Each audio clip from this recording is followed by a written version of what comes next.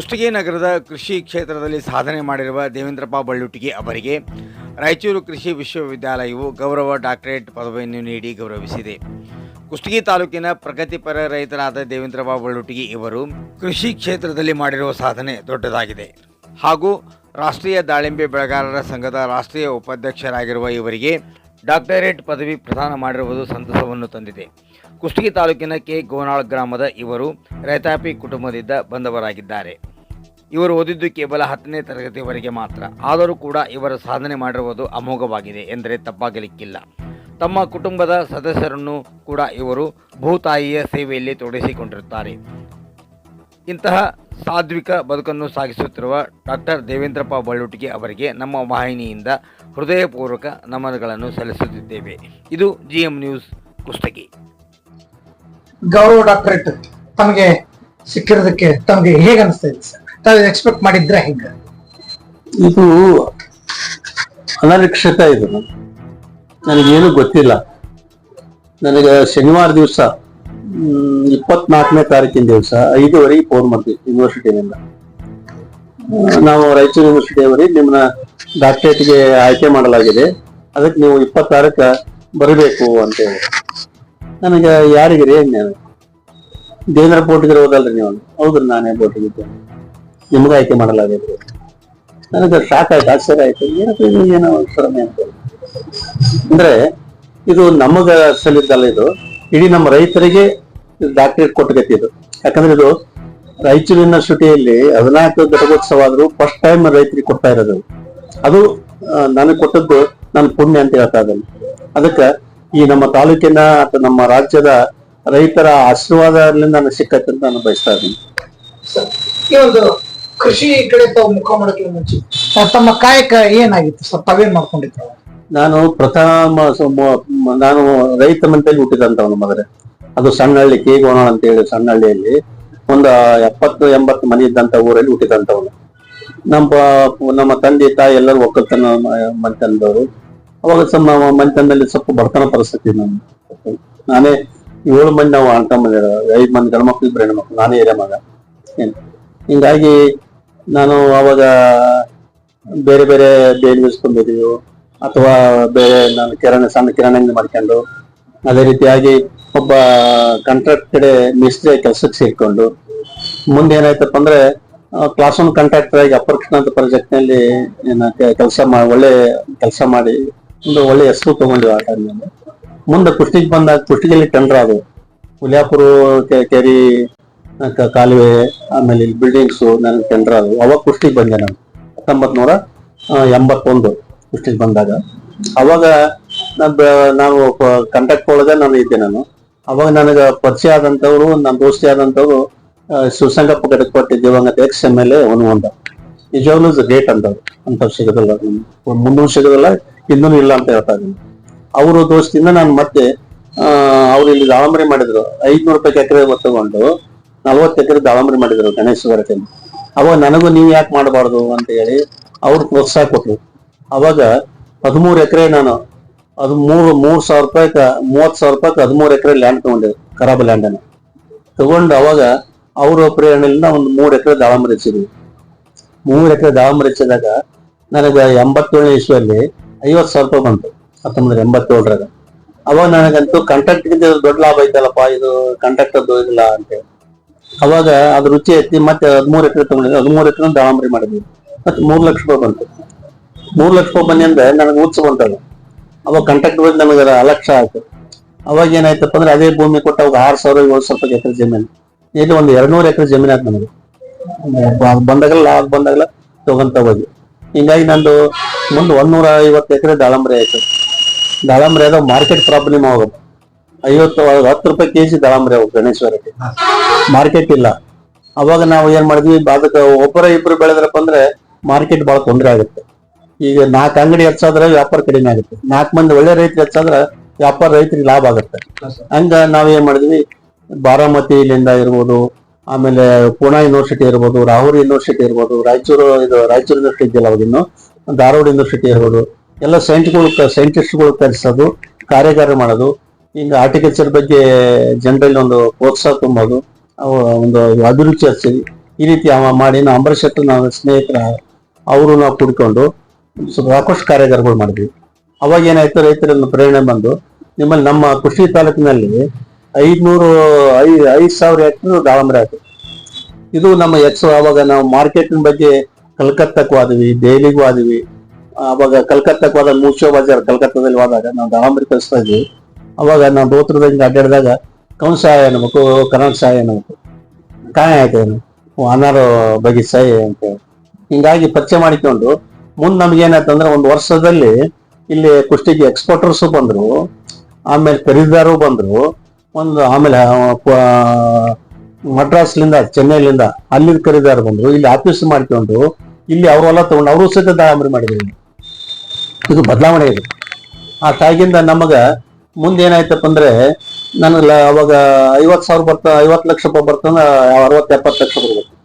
ಲಾಸ್ಟಿಗೆ ನಮಗೆ ಎಲ್ಲಿ ಅಂದ್ರೆ ನನಗೆ ಆದಾಯ ಒಂದ್ ವರ್ಷಕ್ಕೆ 2.5 ಕೋಟಿ ತನಕ ಹೋಗ್ತು ಇನ್ಕಮ್ ಬಂದದ್ದು. 2007 2.5 ಕೋಟಿ ರೂಪಾಯಿ ಇದು ಬಂತು ದಾಳಂಬರಿಯಿಂದ. ಇನ್ನು ಅವಾಗ 30 ರೂಪಾಯಿ 30 ಕೆಜಿ ಈಗಕ್ಕೆ ಅಲ್ಲ ಇನ್ನ. ಅವಾಗ ನಮಗ ದೊಡ್ಡ ಶಕ್ತಿ ಬಂದಗತಿ ಆಯ್ತು. ಮುಂದೆ ಏನಾಯ್ತಪ್ಪ ಅಂದ್ರೆ ರೈತರಲ್ಲಿ ಅದು ಉತ್ಸಾಹ ಬಂತು. ಅದು ಮ್ಯಾನೇಜ್ಮೆಂಟ್ ತಪ್ಪಿ ಅದು ಲೇಬರ್ ಪ್ರಾಬ್ಲಮ್ ಚಲೋ ಆಯ್ತು. ಆಮೇಲೆ ಅದು ಬ್ಲಾಕ್ ಟ್ರೈಬ್ ಲೈಟ್ ಅಂತ ಬಂದ್ಕೊಂಡ. ಬ್ಲಾಕ್ ಟ್ರೈಬ್ ಲೈಟ್ ಬಂದಿಂದ ನಾವು ಪುನಃ ಏನ್ ಮಾಡಿದ್ವಿ ಅಂದ್ರೆ ಇದು ಇಂಡಸ್ಟ್ರಿಯಲ್ ಮ್ಯಾನ್ ಏನ್ ಮಾಡ್ತಾರೆ, ಯಾವ್ದೋ ಒಂದು ಪ್ರಾಡಕ್ಟ್ ಫೇಲ್ ಆಯ್ತು, ಮಾರ್ಕೆಟ್ ಇಲ್ಲ, ಇನ್ನೊಂದು ಪ್ರಾಡಕ್ಟ್ ಚಲೋ ಮಾಡ್ತಾರೆ. ಹಂಗೆ ನಾನು ಒಕ್ಕಲ್ತನದೊಳಗೆ ಏನ್ ಮಾಡಿದ್ವಿ ಅಂದ್ರೆ ಇದು ಯಾಕೆ ಕೈ ಕೊಡಕತ್ತಿದ್ರು ಮತ್ತೆ ಅದು ಓಸಿ ಕಂಪನಿ ಆಗ್ಬಾರ್ದು ಅಂತೇಳಿ ನಾವು ದಾಳಂಬರಿ ಒಳಗ ಶ್ರೀಗಂಧ, ತೇಗು, ರಕ್ತಚಂದನ, ಮಾವು, ಸಪೋಟ, ನೀರ್ಲ ಇವು ಬೇರೆ ಬೇರೆ ಮಿಕ್ಸ್ ಕ್ರಾಪ್ ಆದ್ವಿ. ಹಾರ್ಟಿಕಲ್ಚರ್ ಪ್ಲಸ್ ಫಾರೆಸ್ಟ್ ಆದ್ವಿ. ಅವ್ ಮಾಡಿಂದ ಏನಾಯ್ತು, ನಮ್ಗೆ ವಿಚಾರ ಏನ್ ಬಂತು, ಅವಾಗ ದಾಳಂಬರಿ ಸಕ್ಕಾಪಟ್ಟೆ ನಾವು ಔಷಧ ಹಾಕಿ ಹೊಡೆದಿದ್ವಿ. ಆಮೇಲೆ ಪಟ್ಟೆ NPK ಹಾಕಿದ್ವಿ. ಮುಂದೆ ಇದನ್ನ ಮಾಡಬಾರ್ದು ಅಂತ ತಲೆ ಬಂತು ನಮ್ಗೆ. ಇದನ್ನ ಭೂಮಿನ ಹಾಳು ಮಾಡ್ತಾ ಇದೀವಿ, ಮಾಡಬಾರ್ದು ಅಂತ ಏನು ವಿಚಾರ ಬಂದಿಂದ ಮುಂದೆ ಏನ್ ಮಾಡಿದ್ವಿ ಅಂದ್ರೆ ಜೀರೋ ಕಲ್ಟಿವೇಶನ್ನಾಗ ಒಯ್ಬೇಕಂತೇಳಿ ಅದನ್ನ ಸ್ಟಾರ್ಟ್ ಮಾಡಿದ್ವಿ. ಆದ್ರೆ 2 ವರ್ಷ ಭೂಮಿ ನಮ್ ಕೈ ಬರ್ಲಿಲ್ಲ. ಯಾಕಂದ್ರೆ ಅದು ವಿಷ ತುಂಬಿಟ್ಟಿತ್ತು ದಾಳಂಬರಿ ಬೆಳೆ ವಿಷ ತುಂಬಿಟ್ಟಿದ್ವಿ. 2 ವರ್ಷ ನಮಗೆ ನಿರುತ್ಸಾಹ ಅನಿಸ್ತಿ.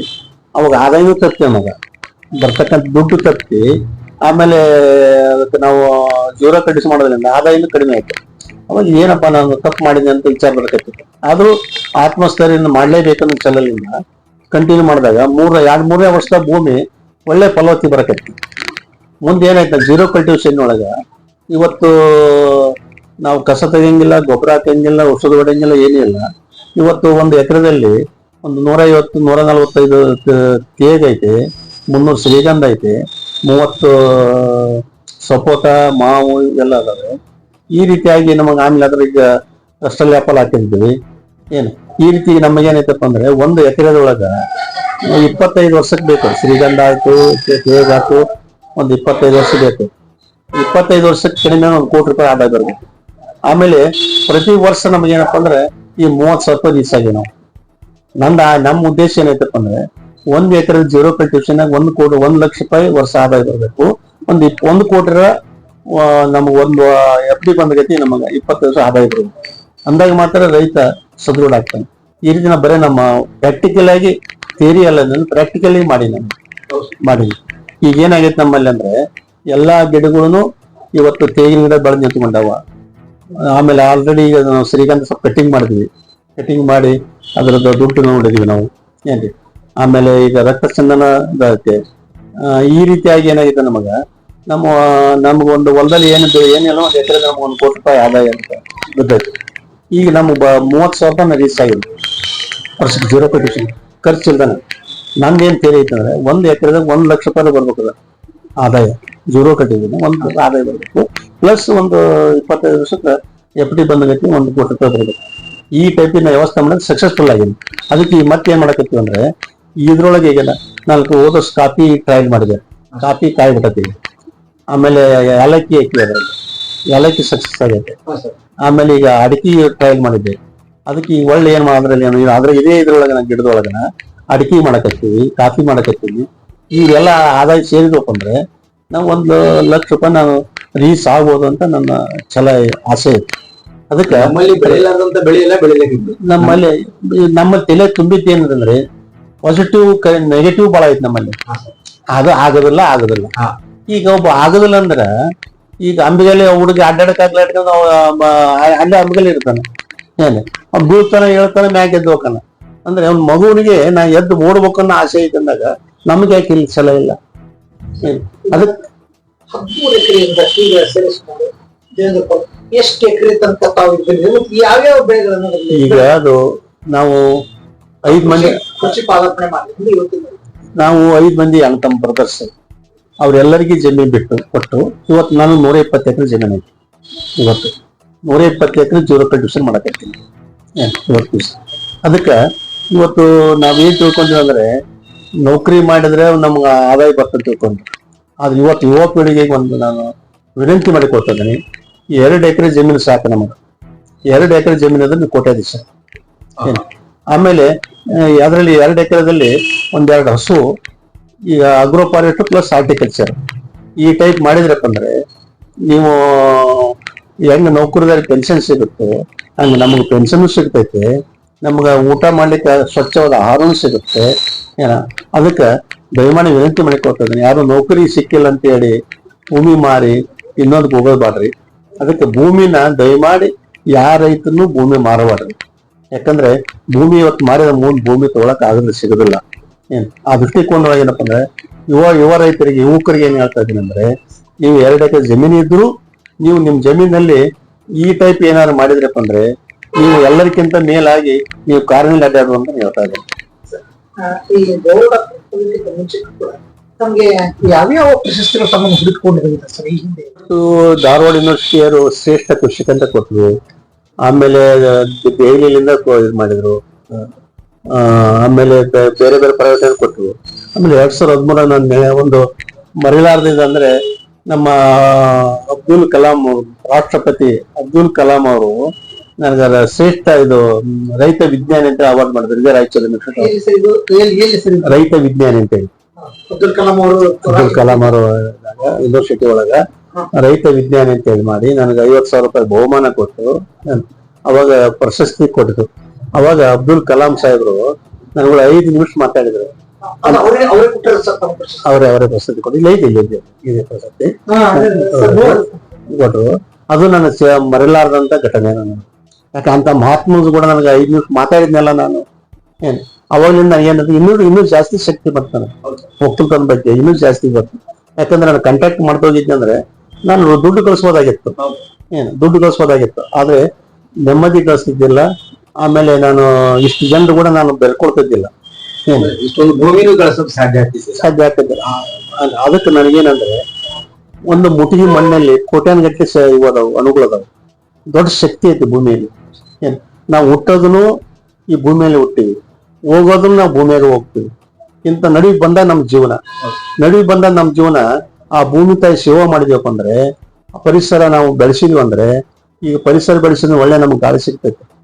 ಉಸಿರಿದ್ರೆ ನಾವು ಆ ಉಸಿರು ಒಳ್ಳೇದಿರ್ಬೇಕಪ್ಪ ಅಂದ್ರೆ ಗಾಳಿ ಬೇಕು, ಒಳ್ಳೆ ಗಾಳಿ ಬೇಕು.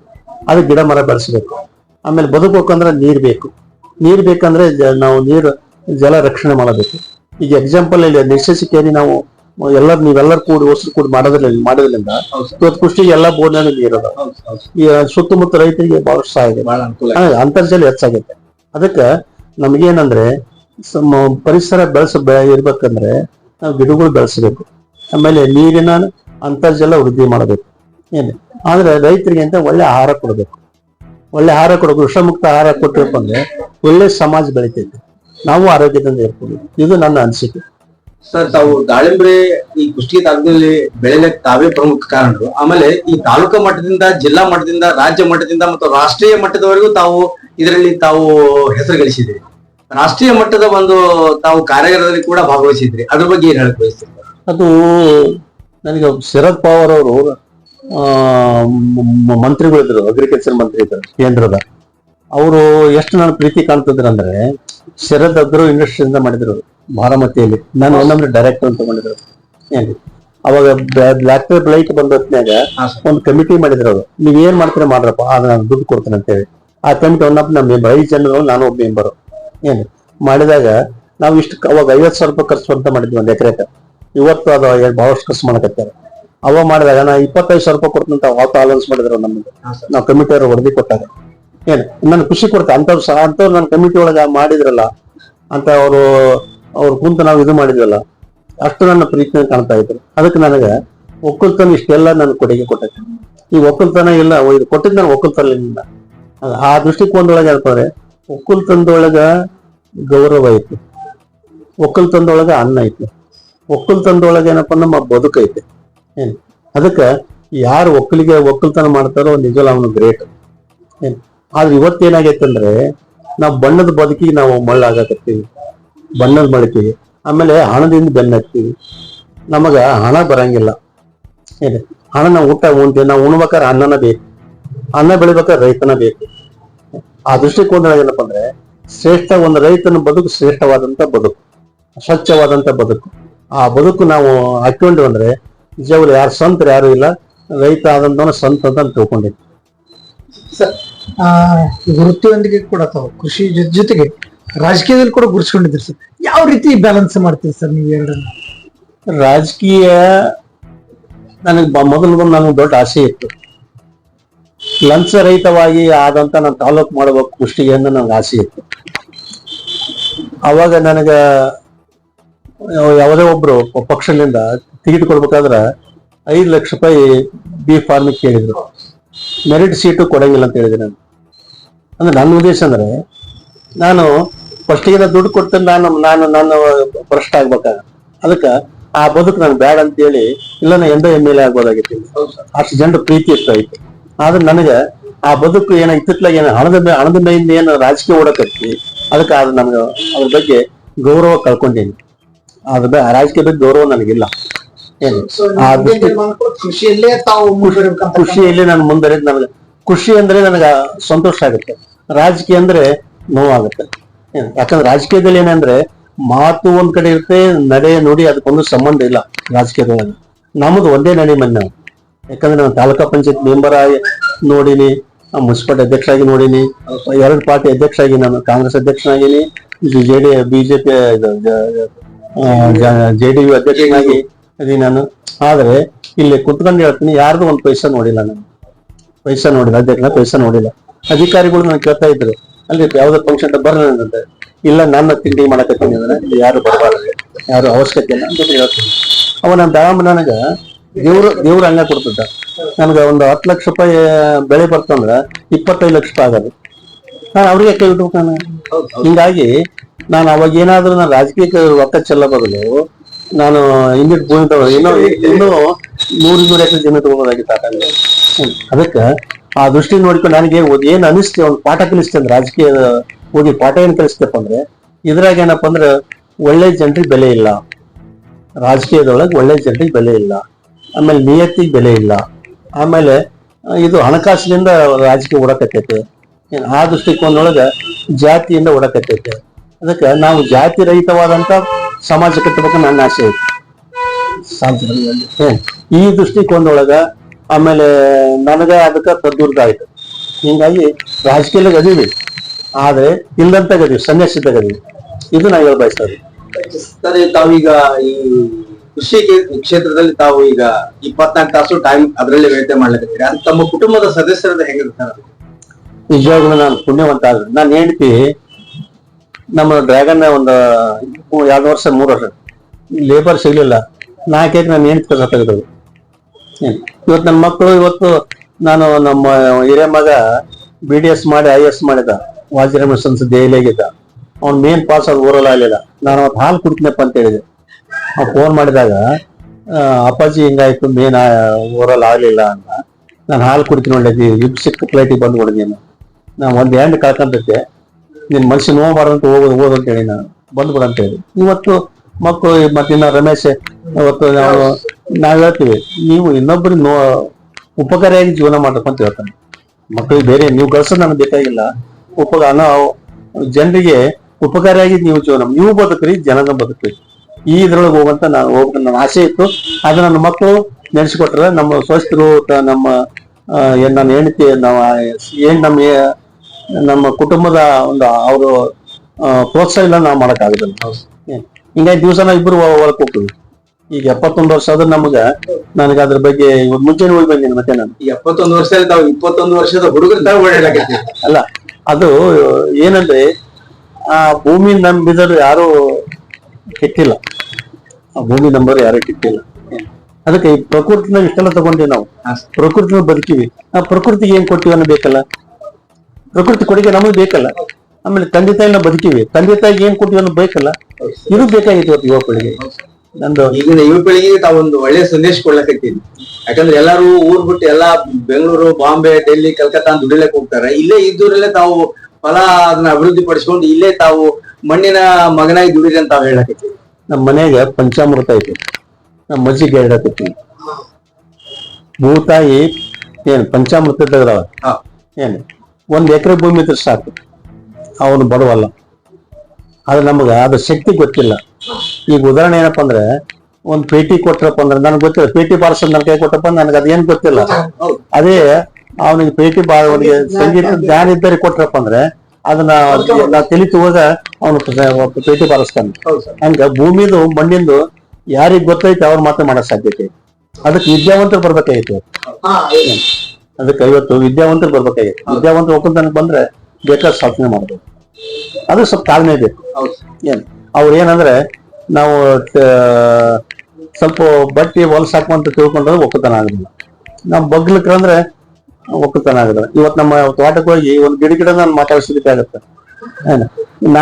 ನಾನು ಹೋಗ್ಲಿಕ್ಕೆ ನನ್ನ ಮನಸ್ಸು ನೋವಾಗತ್ತೆ, ನಾನು ಅಲ್ಲಿ ಬರ್ಲಿಕ್ಕಂದ್ರೆ ಅವಕ್ ಮನಸ್ಸು ನೋವಾಗುತ್ತೆ. ಇದು ನನ್ನ ಅಭಿಪ್ರಾಯ. ನಿನ್ನೆ ದಿವಸ ರಾಯಚೂರಿನೊಳಗ ಕೃಷಿ ವಿಶ್ವವಿದ್ಯಾಲಯದಾಗ ತಮ್ಗ ಆ ಪ್ರಶಸ್ತಿಯನ್ನ ತಾವು ಡಾಕ್ಟರೇಟ್ ಪ್ರಶಸ್ತಿ ಸ್ವೀಕಾರ ಮಾಡಿದೀವಿ. ಅದ್ರ ಬಗ್ಗೆ ಒಂದು 2 ನಿಮಿಷ ಹಂಚ್ಕೊಂಡ್ಬಿಡ್ರಿ ಆ ಸಂತಸ ಕ್ಷಣಗಳನ್ನ. ಸಂತೋಷ್ ಸರ್, ನನಗೆ ಇನ್ನೊಂದು ದೊಡ್ಡ ಸಂತೋಷ ಏನಂದ್ರೆ, ನಿನ್ನೆಲ್ಲಿ ಸನ್ಮಾನ ಆಯ್ತು, ಪ್ರಶಸ್ತಿ ಅವಾರ್ಡ್ ಆಯ್ತು. ಆಗಿಂದ ಲಾಸ್ಟಿಗೆ ನಿನ್ನೆ ನಮ್ಮ ಗುಲ್ಬರ್ಗ ಡಿವಿಷನ್ ಎಲ್ಲರಿಗೂ ಅಲ್ಲಿ ಮೀಟಿಂಗ್ ಕರೆದ್ರಂತೆ. ಇಲ್ಲಿ ಅಗ್ರಿಕಲ್ಚರ್ ಮಿನಿಸ್ಟರ್ ಬರ್ತಾನೆ, ಕೆಲವರು ಬಂದಾರೆ, ಡಿವಿಷನ್ ಗೌರ್ಮೆಂಟ್ ಸೆಕ್ರೆಟರಿ ಅವ್ರು ಬಂದಾರೆ, ಆಮೇಲೆ ಕಮಿಷನರ್ ಅದಾರೆ, ಆಮೇಲೆ 11 ಡಿಸ್ಟಿಕ್ನವರು ಜೆಡಿಗಳು ಅದಾರೆ. ಅವ್ರ ಸಮಕ್ಷಮ ನನಗೆ ಸನ್ಮಾನ ಮಾಡಿದ್ರು. ಅಲ್ಲಿ ಮತ್ತೆ ಕರೆಸಿ ಸನ್ಮಾನ ಮಾಡಿ ಅವ್ರಿಗೆ ನನ್ನ ಕಡೆ ಅವ್ರಿಗೆ ಬೋಧನೆ ಮಾಡಕ್ ಹಚ್ಚಿದ್ರು. ಬೋಧನೆ ಮಾಡಕ್ ಹಚ್ಚಿದ್ರು. ಅವಾಗ ನನಗೆ ಅನಿಸ್ತಿ, ನಾವು ಓದಿದ್ದು ಮ್ಯಾಟ್ರಿಕ್, ಅವ್ರು ಅಂತ ದೊಡ್ಡ ವ್ಯಕ್ತಿಗಳು ಡಾಕ್ಟರೇಟ್ ಕುಂದು ಮಾಡಿದಂತವ್ರು ಅಲ್ಲೆಲ್ಲ ಕುಂತ್ಕೊಂಡು ನನ್ನ ಕೈ ಮಾಡ್ತಾರಂದ್ರೆ ಇದು ನನ್ನ ಪುಣ್ಯ ಅಂತ ಹೇಳ್ತಾರೆ. ಅದಕ್ಕೆ ಇದಕ್ ಬೆಲೆ ಕಟ್ಟಕ್ ಆಗೋದಿಲ್ಲ. ಆ ಸ್ಮರಣೆ ಏನಾಯ್ತಪ್ಪ ಅಂದ್ರೆ ನನ್ನ ಜೀವನದಾಗ ಮರೆಯಕ್ ಆಗೋದಿಲ್ಲ. ಅವಾಗ ಕಮಿಷನರ್ ಒಬ್ರು ಇದ್ದರು ಹೇಳಿದ್ರು, ಅವರು ನಾವು ಕಲ್ತಿರ್ಬೋದು, ನೀವು ಮಾಡಿದಂತ ಕೆಲಸನ ನಾವು ಮಾಡಕ್ ಆಗುದಿಲ್ಲ ಅನ್ನೋ ಮಾತುಗಳು ಅವರು ವ್ಯಕ್ತಪಡಿಸಿದ್ರು. ಇದು ನಿಜವಾದ ಸ್ಮರಣೆ ಅಂತ ಹೇಳ್ತಾರೆ. ಯಾಕಂದ್ರೆ ಕೆಲವೊಂದು ವಿಷಯದಲ್ಲಿ ಸರ್ ನಾವು ಓದಿರೋ ವಿದ್ಯೆ ಮುಖ್ಯ ಅಲ್ಲ. ಯಾಕಂದ್ರೆ ಡಾಕ್ಟರ್ ರಾಜ್ಕುಮಾರ್ ಅವರು ಡಾಕ್ಟರೇಟ್ ಪ್ರಶಸ್ತಿ ಬಂದು ಅವ್ರು ಓದಿರೋದು ಕೇವಲ 4ನೇ ಕ್ಲಾಸು, ಆದ್ರೂ ಇವತ್ತಿನ ದಿವಸ ಎಲ್ಲರೂ ಅವ್ರನ್ನ ನೆನೆಸ್ತಾರೆ. ಆ ರೀತಿ ತಾವು 10ನೇ ಕ್ಲಾಸ್ ಓದಿನಂದ್ರೆ ಸಹಿತ ತಾವು ಎಂತ ಡಿಗ್ರಿ ತಗೊಂಡವರು ಸಹಿತ ನಿಮ್ಮ ಸರಿಸಮ ಆಗಕ್ಕೆ ಸಾಧ್ಯ ಇಲ್ಲ ಈ ಕೃಷಿಯಲ್ಲಿ. 10ನೇ ಕ್ಲಾಸ್ ಓದ್ಬೇಕಾದ್ರೆ 3 ವರ್ಷ ಚಳಿಗೇರಿ ಒಳಗ ಚಳಿಗೇರಿ ವಿಪಕ್ಷ ಮಠದೊಳಗ ಉಚಿತ ಪ್ರಸಾದ ಓದಿ ಮಾಡಿದ್ವಿ. SLC ಮಾಡಿ ನನಗೆ 100 ರೂಪಾಯಿ ಖರ್ಚು ಬಂದಿತ್ತು. ನಾನು ಲೆಕ್ಕ ಇಟ್ಟಿನಿ, ಇವತ್ತಿ ಲೆಕ್ಕ ತೋರಿಸ್ತೀನಿ. ಅಷ್ಟು ಅದು ಮರೆಯಕ್ ಆಗೋದಿಲ್ಲ. ಇವತ್ತು ನಾವು ಏನೇ ಓದ್ರು ಅದನ್ನ ನಮ್ಗೆ ತಿಳಿದಿರುತ್ತೆ. ಆಮೇಲೆ ಒಬ್ಬ ರೈತನಾಗಿ ನನ್ನ ಸರ್ಕಾರ ಇದಕ್ಕಾಗಿ ವೀಕ್ಷಣೆಗಾಗಿ ಇದಕ್ಕಾಗಿ ಚೀನಾ ಕಳಿಸಿದ್ರು, ಆಮೇಲೆ ಇಸ್ರೇಲ್ ಕಳಿಸಿದ್ರು. ಏನು ಅಲ್ಲಿ ಅನುಭವ ಕೊಡಕ ಅದು ನಮ್ಮ ಕೊಡುಗೆ ಕೊಡ್ಬೇಕಲ್ಲ. ಇದು ಗ್ರೇಟ್ ಸಾಧನೆ ಸರ್, ಇದು ಸಾಧನೆ, ಇದು ಗ್ರೇಟ್. ಇದನ್ನ ಜನ ಎಲ್ಲರೂ ಇದನ್ನ ಅನುಕರಣೆ ಮಾಡಬೇಕು. ತುಂಬಾ ತಮ್ಮ GM ಟಿವಿ ವರದಿ ಮಾಡಿದಕ್ಕಾಗಿ ಬಂದಂತಕ್ಕಾಗಿ ತಮಗೆ ತುಂಬಾ ಧನ್ಯವಾದಗಳು. ನಿಮಗೂ ಧನ್ಯವಾದಗಳು ಸರ್. ತಾವು ನಮ್ಮ ತಾಲೂಕಿನ ಹೆಮ್ಮೆ ಸರ್.